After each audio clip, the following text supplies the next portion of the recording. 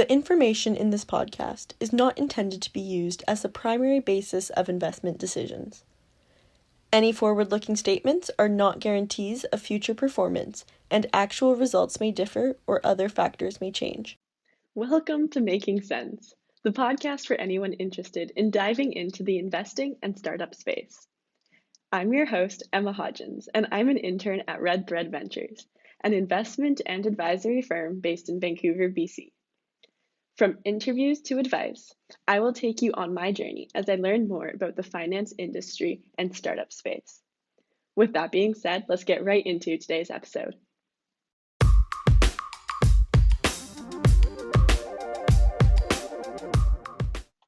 Hi everyone, and welcome back to another episode of Making Sense. Today, I'm incredibly excited to be joined by Doctor Mads Daugaard, the President and Chief Scientific Officer at Rakovina Therapeutics. Mads is a molecular biologist who earned his PhD degree from the Faculty of Health Sciences at the University of Copenhagen for his studies on heat shock proteins in relation to cancer cell survival mechanisms. He is also the head of Molecular Pathology and Cell Imaging Unit, Senior Research Scientist at the Vancouver Prostate Centre, and Associate Professor at the Department of Urologic Sciences, University, British Columbia. Without any further ado, let's get right into today's episode. Mads, thank you so much for joining me today. Do you think you could tell me a little bit more about yourself? Yes, I'll be happy to, Emma.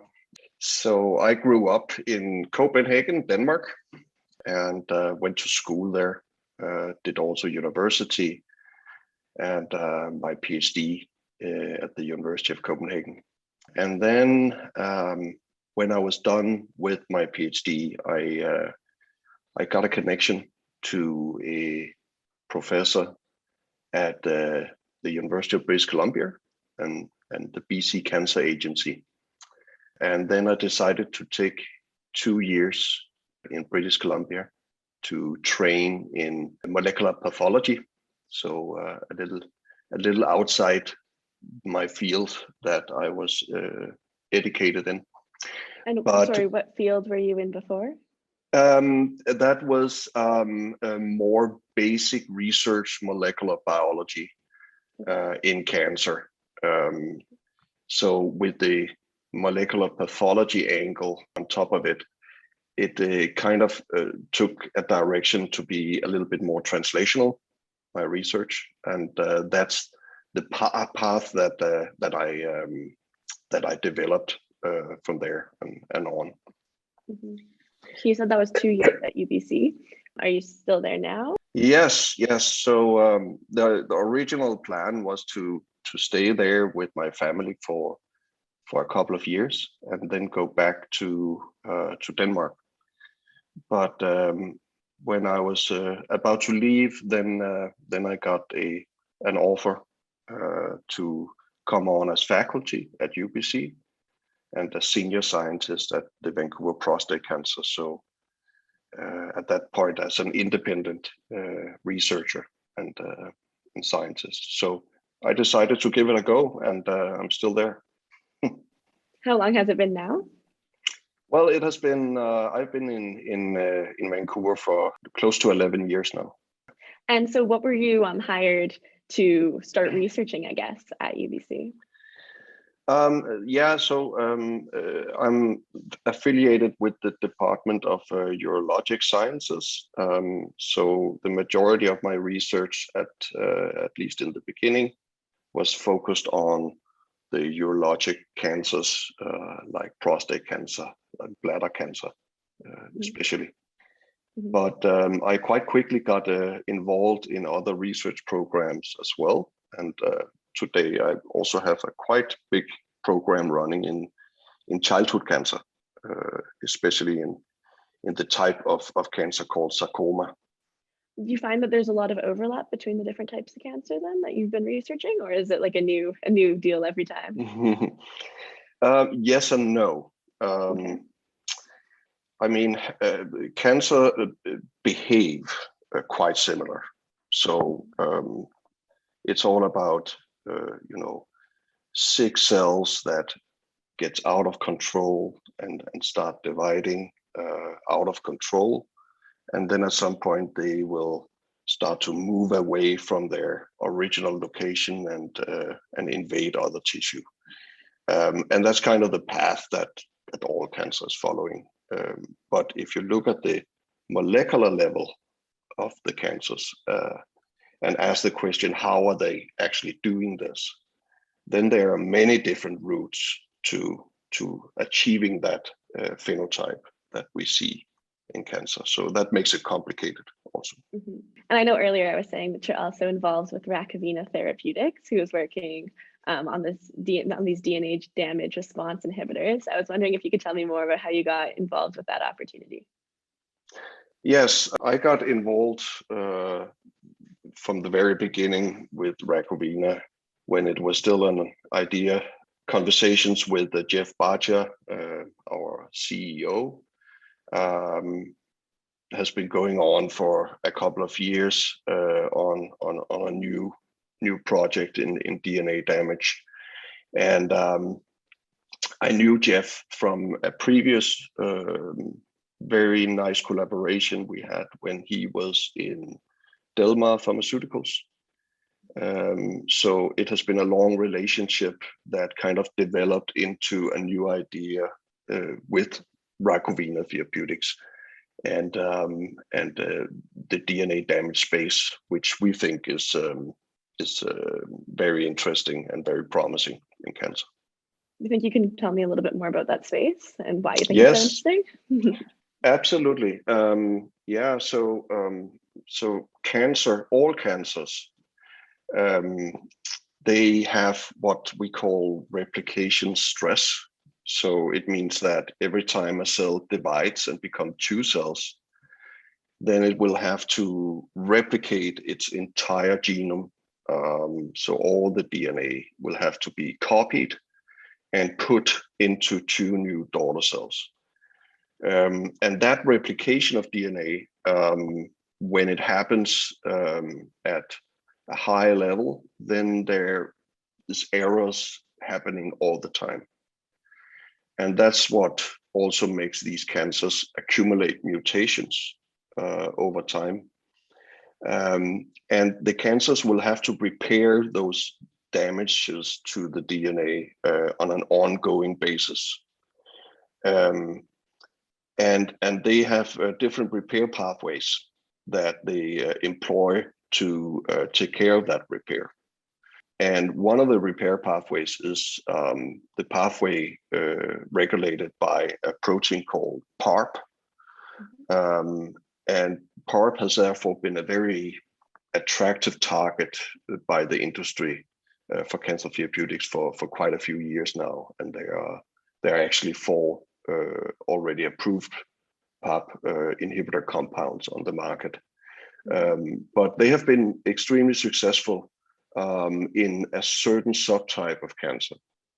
And what we think is that we have an idea on how we can broaden that use of PARP inhibitors out to more cancers. Could you maybe describe a little bit more about these PARP inhibitors then? So just kind of in general. Yeah, PARP inhibitors, so it's an enzyme that makes a small modification to other proteins. Okay.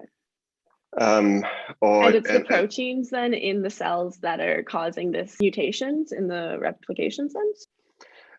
Yeah, so what it does is that it's required for repair of single-strand DNA lesions. Okay. So every time you get a single-strand lesion in your DNA, then PARP will come in and help repair that specific lesion before the cell goes into replication. And that's really its role. So it means that if you inhibit PARP, then you will increase the number of these small DNA lesions.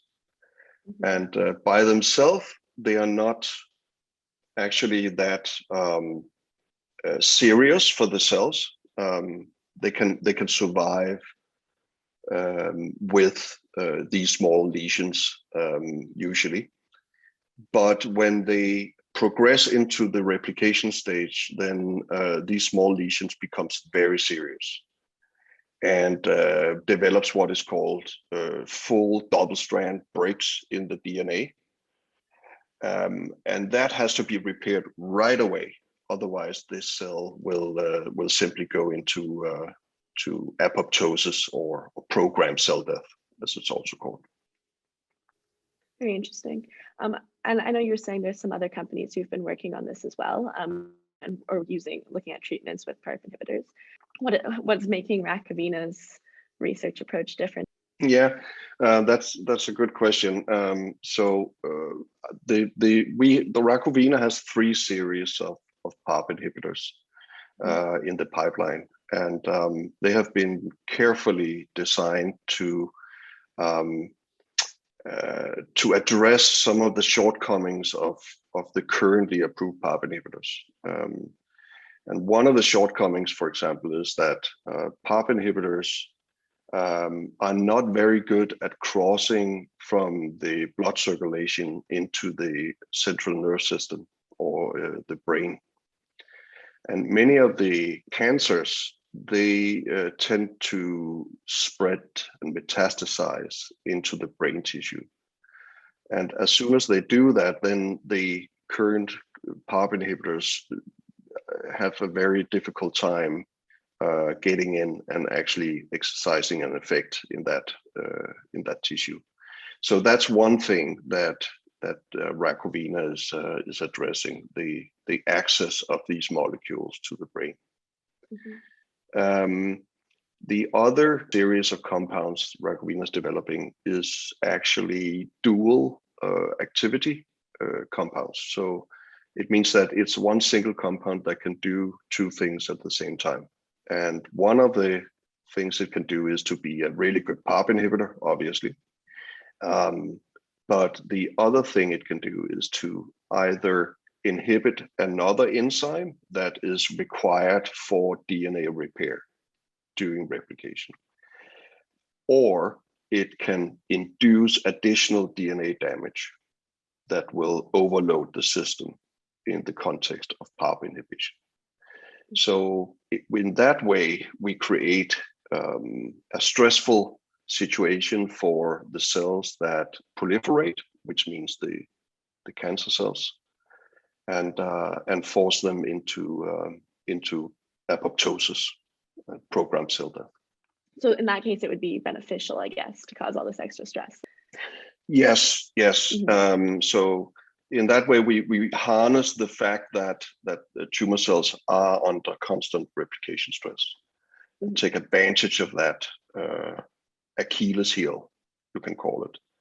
And then these compounds are then able to just push them over the cliff. Are these treatments used on their own, or are they used in addition to like traditional chemotherapy? Is it more to treat the cancer in the first place, or maintain a treatment after, per se?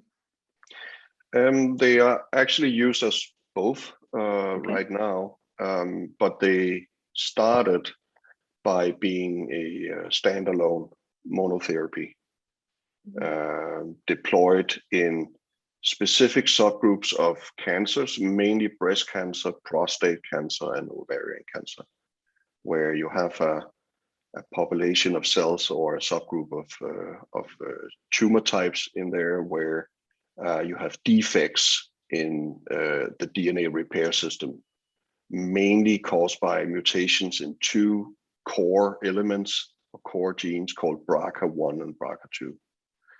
So the combination between having defects in your ability to repair double-strand breaks in DNA and having a PARP inhibition caused by a molecule that creates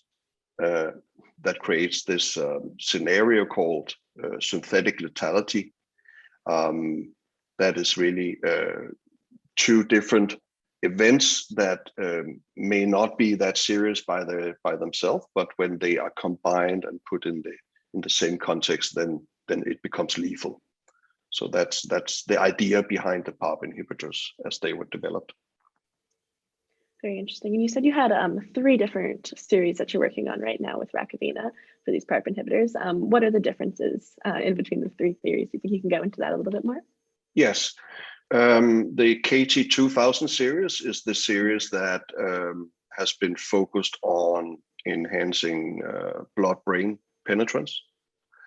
So it's basically just a very well functioning PARP inhibitor with a chemistry that allows it to pass through the blood-brain barrier. The KT3000 series is a series that can inhibit both PARP, but at the same time also inhibit an enzyme called HDAC, or histone deacetylase. And histone deacetylases are enzymes that are very important for cells during replication, but also in the context of repairing double-strand breaks. So you can say that by inhibiting HDACs together with PARP, you create a different type of synthetic lethality than if you combine PARP inhibition with, for example, mutations in BRCA1 and BRCA2. So the idea is kind of the same, but this is a new clever way to create that synthetic lethality scenario that potentially can bring the PARP inhibitor or the use of the PARP inhibitors outside the tumor types where you find BRCA mutations. Mm-hmm. I know that you said earlier, actually, that there are some other companies working with these PARP inhibitors, but I feel like most of these companies may be only focusing on one series at a time in their preclinical research. How are you guys at Rakovina able to work on all 3 of these different series simultaneously? Yeah, it's because we think all 3 series are extremely exciting and holds great promise. But for sure, the development of the 3 series does not occur, in the exact same speed because they're different concerns and different assays to be and different requirements in the different series that bring them out of sync. So it will effectively be that one series will move forward faster than the other series, but it is our intention to bring all 3 series forward because we think they can cover a need in the PARP inhibitor space, all of them, that is non-complementary. And what stage right now in the development of these are you at? All 3 series are in the preclinical stage right now, and that means that we are conducting all the development QC research for the inhibitors in animals and also in vitro in the laboratory to make sure that the molecules perform exactly as we want them to perform, and that it's repeated, it can be repeated, and all these things. So the next step after this will be to file for the phase 1 clinical trial, and I think we will be ready for that in the first half of 2023. Oh, that's quite soon. Very exciting. So are all of this research happening right now? It's happening at UBC, correct? That is correct, yes. Mm-hmm. So yeah, go ahead. So I was just wondering, like, how are you using that partnership to your advantage at Rakovina then? Yeah, excuse me. The partnership with UBC is something that we established because it really it's a great way to get access to additional technology. If you imagine the cost, for example, of setting up a unique location and a completely new laboratory, for Rakovina that will be connected with huge costs and burns. In this situation here, we can tap into a fully operational cancer research infrastructure at UBC in my academic laboratory there, under appropriate agreements that secure that the collaboration can function under IP protection and all these issues. So that seems to be a very, very good way to do it. Definitely. So are you in the lab on a day-to-day basis as the chief scientific officer, or what does your day in the life, I guess, look like? Yeah, I mean, I wish I had more time to go into the lab and actually do the research myself. But the reality is that I'm leading a team of researchers that are actually doing the research in the lab, and I'm more the supervisor that gives good advice to how to solve problems as they arise, and also analyze the data and develop the strategies moving forward. That's more my role. I see.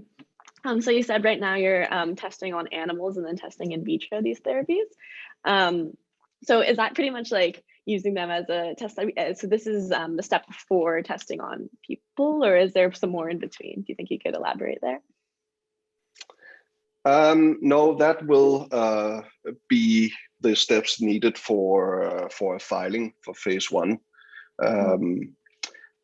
It's a little bit hard to predict whether a single species test will be enough.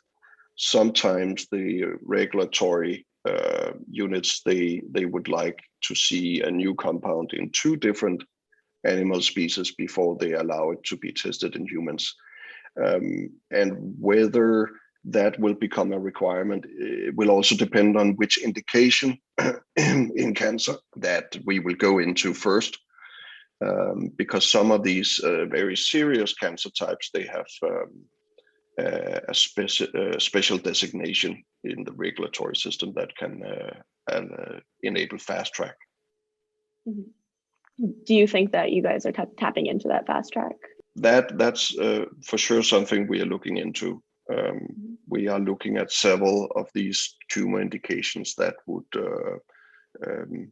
be considered fast track indications. So that's definitely on our radar. We have patents around all our compounds, and it's a composition of matter patents.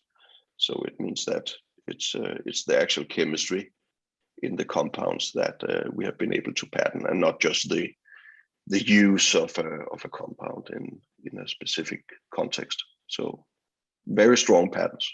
So after you get to the phase 1 clinical trials, I was wondering what does this mean on a timeline for an investor? When can they start to see maybe some excitement and get excited about Rakovina? Yeah, I think that the next value inflection point for Rakovina Therapeutics will be either the phase 1 clinical trial, or it will be a partnership that could occur, which we would of course also be interested in looking at. But I see those two catalysts as the main value inflection point. Before that, we will of course be fully transparent and present our progress mainly at recognized international cancer conferences, where our data can get peer reviewed by our peers, and in that way, I think in that way you are able to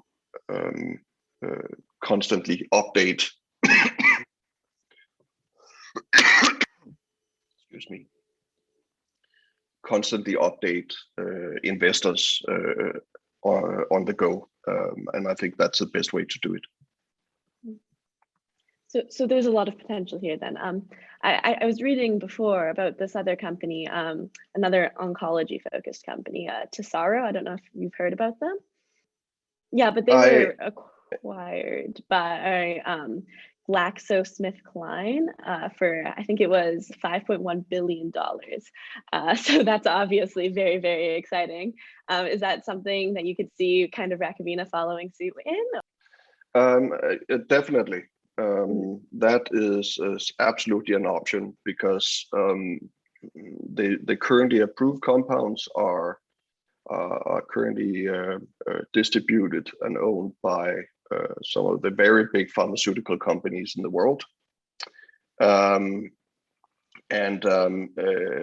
sure that they would have an interest also in getting approved compounds into their pipeline.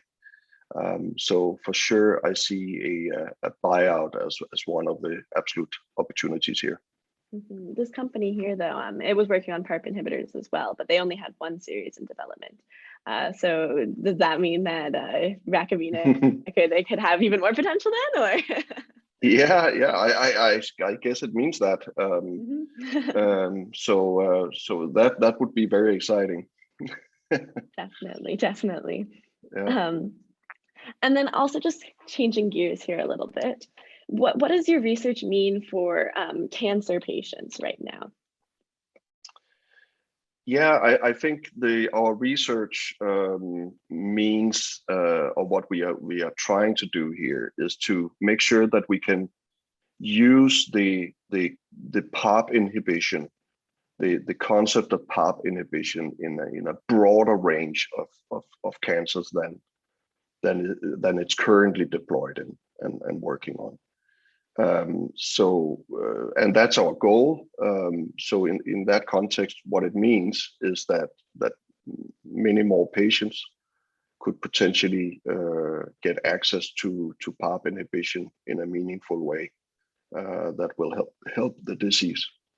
And you said 2023, early 2023 is when phase 1 preclinical trials may begin. Do you think you could expand on the timeline? Like, when could this potentially be in market, or? I know that's long in the future, but that's a long time ahead. But yes. Usually the sequence is that you do the phase 1 clinical trial, which is basically a safety trial where you find out how high you can dose in humans. And that information will then inform the phase 2 trial dose, where you are looking at efficacy in specific patient groups. And usually that's followed by a phase 3 study, which is an even larger study. The phase 3 study will, in reality, probably require a partner coming in at that point. So when will they get to market? As soon as possible, but it's very difficult to predict how fast you move through these different trials. And again, if we get fast track approval, then you can skip some of these steps. And I have seen other compounds with fast track being on the market, available to patients within a 5-year time frame. So that's what we're hoping for. Mm-hmm. When, in what stage of this process would you know whether you're getting possible to get fast track approval or not? That will be after phase 1, okay. When we and the regulatories are confident that the compound is safe to use in humans, then you will get into discussions on fast track opportunities. Mm-hmm. And in the meantime, I know you said you were presenting at some oncology conferences. Is there any coming up that we should be excited about? Or? Yeah, I think the next one is the CCRA conference. So that is the Canadian Cancer conference that is quite similar to the big American AACR, just in a smaller scale. And there we will present data mainly on our KT3000 series. And that series is the dual PARP inhibitor, HDAC inhibitor compound. So that we are very excited about that. The conferences are quite, odd right now because of the pandemic. Usually you go to the conference in person and you give a presentation and you have the opportunity to interact with everyone on site, and that usually gives a very good discussion and also creates new interesting connections and collaborations. But nowadays it's all online. And this conference will also be online, so it's going to be an electronic poster that you can get access to if you are a conference delegate.